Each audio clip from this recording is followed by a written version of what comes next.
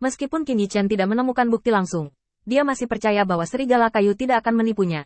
Setidaknya dalam hal ini, serigala kayu tidak punya alasan untuk menipunya.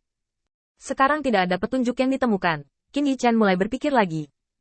Karena kamu tidak meninggalkan eyeliners di tempat-tempat ramai ini, di mana orang-orang ini mencari informasi. Apakah itu di dunia abadi atau di dunia fana, berita selalu yang paling mudah didapat di tempat yang paling ramai. Bagi praktisi, minum telah lama kehilangan maknanya.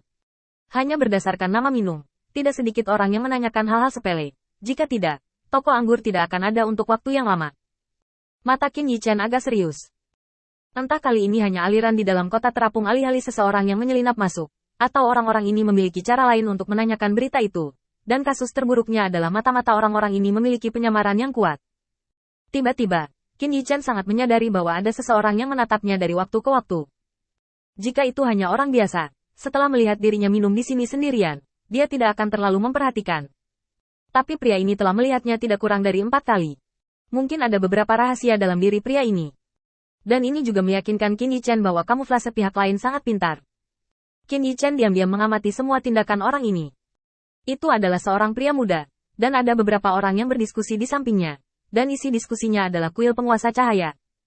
Untuk kota terapung Lin, gunung di atas kepalanya adalah kota penyempurnaan Beiyun. Dan kuil penguasa cahaya Qin Yichen hanyalah raksasa. Bagaimanapun, Qin Yichen telah mempertimbangkan ketika dia mengeluarkan tim yang terdiri dari 40.000 orang. Setidaknya dia harus dapat mengambil bagian dari medan perang. Tetapi itu hanya bisa menjadi bagian dari medan perang. Meski begitu, 40.000 orang yang ditarik keluar adalah angka astronomis untuk kota terapung Lin. Meskipun normal bagi sebuah keluarga untuk memiliki 1 atau 2 orang setingkat satria.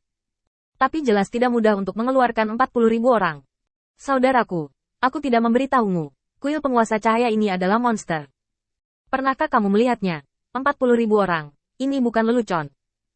Apa yang kamu takutkan? Bahkan jika itu monster, dia adalah monster di pihak kita. Dan saya pikir orang-orang ini tidak cukup untuk mendorong gigi orang lain di depan Mahkamah Agung. Mungkin bukan itu masalahnya. Penguasa cahaya itu sendiri tidak lemah. Kudengar dia bertarung melawan leluhur Kendo di Wucheng dan selamat. Apakah ini benar?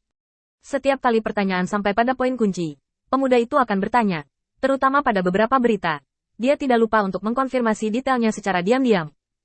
Yang disebut-sebut sebagai penggemar penguasa, beberapa orang yang hadir mengira mereka mengobrol, bukan membocorkan informasi, jadi tidak bermaksud waspada. Sebelum dia menyadarinya, bagian dari informasi kuil penguasa cahaya telah bocor, dan bahkan informasi Qin Yichen telah bocor. Qin Yichen sedikit terkejut, siapa yang mengirim orang ini?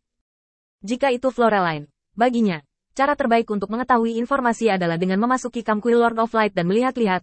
Bagaimanapun, Qin Yichen belum dapat dengan mudah mencegahnya masuk sampai sekarang.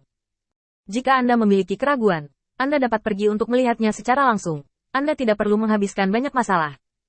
Mungkinkah itu kekuatan keluarga di Lin Floating City? Setelah memikirkannya, Qin Yichen merasa ada kemungkinan. Bagaimanapun, lawan terbesarnya sekarang adalah konflik keluarga di kota terapung Lin. Apakah mereka ingin memahami diri mereka sendiri dan kemudian mencari cara untuk menghadapinya? Tetapi tidak peduli bagaimana dia memikirkannya, Qin Yichen merasa bahwa masalah ini sedikit tidak dapat diandalkan. Di satu keluarga manapun, tidak ada modal untuk bersaing dengan kuil penguasa cahaya. Satu hanya sebuah keluarga, dan yang lainnya adalah kuil penguasa cahaya dengan banyak orang percaya sejak awal. Kedua belah pihak berarti bahwa kekuatan mereka tidak pada tingkat yang sama. Paling-paling, anggota keluarga memiliki ketidakpuasan dan pendapat tentang diri mereka sendiri. Tetapi mereka tidak akan pernah ingin menanyakan informasi mereka sendiri. Dan kemudian sampai pada kemungkinan membunuh mereka dengan satu gerakan. Karena mereka tidak memiliki kekuatan itu. Qin Yichen berpikir sejenak dan membuat kesimpulan di dalam hatinya. Hari ini, orang ini harus mengikuti dan mencari tahu rahasia di baliknya. Sekalipun potensi ancaman ini tidak dapat diberantas, perlu dipahami bawahan siapa mereka dan apa tujuan mereka. Setelah beberapa saat, pria parubaya itu berdiri dan berjalan keluar. Qin Yichen menutup matanya, dan kesadarannya langsung beralih ke klon lain. Klon melangkah maju dan mengikuti orang yang meninggalkan restoran. Setelah menemukan target ini, mata Qin Yichen tertuju pada orang lain lagi, ingin menemukan lebih banyak petunjuk. Tapi selain orang ini, tampaknya tidak ada orang lain yang muncul. Mereka tampaknya telah kembali ke ketenangan semula. Tidak ada yang muncul di sini, tidak ada yang berkonflik dengan mereka, dan beberapa hanya damai. Tidak mungkin hanya orang seperti itu, pasti ada orang lain. Tapi aku tidak bisa melihat siapa itu untuk saat ini. Ada banyak ide di benak Qin Yichen. Siapa dalang di balik semua ini? Jika bukan karena fakta bahwa serigala kayu terlalu sibuk dan menemukan sedikit keraguan ini, Qin Yichen yakin dia tidak dapat menemukan masalah kecil ini. Semua ini agak terlalu aneh. Setelah keheningan singkat, Qin Yichen masih diam-diam melihat pemandangan di depannya dan tidak mengatakan apa-apa lagi. Peluang selalu disediakan bagi mereka yang menunggunya, dan Qin Yichen selalu menjadi pemburu yang sangat sabar, menunggu orang-orang ini untuk mengungkapkan kekurangan mereka. Sama seperti orang biasa, duduk di dekat jendela, minum anggur perlahan, mengagumi kemakmuran di luar, mendengarkan gosip orang-orang ini di restoran. Dia tidak berbuat banyak, dan aturannya sedikit berlebihan. Semuanya tenang di restoran, tetapi klon di luar restoran tidak berniat tenang sama sekali. Ada banyak orang yang berjalan melalui jalan-jalan yang ramai. Qin Yichen mengikuti pria yang dia cintai, tergantung dari jauh, hanya menunggu dia untuk menyerahkan kepada orang-orang di belakang layar.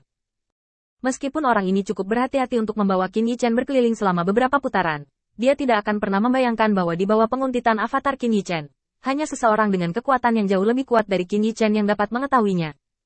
Petunjuk pelacakan yang terganggu. Jika tidak peduli seberapa hati-hati Anda, tidak mungkin untuk menyingkirkan pelacakan Qin Yichen. Setelah melalui rute yang berliku-liku, pria parubaya itu akhirnya berhenti, di sebuah gang terpencil, dengan punggung menempel ke dinding, terengah-engah. Setelah waktu yang lama, dia mengangkat tangannya dan menyeka keringat halus dari dahinya. Monster macam apa Lord of Light ini? Aku hanya melirik beberapa kali lagi. Kenapa dia sepertinya menatapku? Rasanya tidak enak, dia pasti sedang ditatap. Orang parubaya itu menarik napas dalam-dalam, dan kemudian menenangkan denyutannya. Dalam hatinya,